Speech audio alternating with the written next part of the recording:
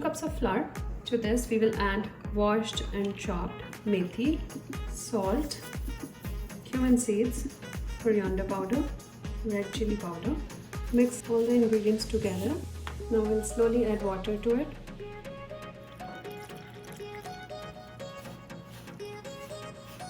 Try to bring it together.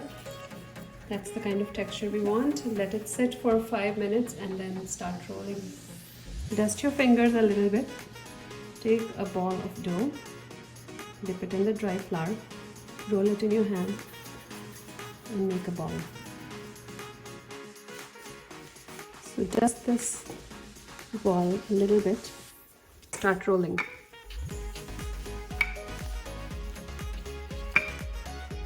And now we will cook it. The griddle is nice and hot, and on that we'll put our paratha. Let it cook on one side for about 30 seconds. It's a time to flip. It's a good time to brush some oil on this side.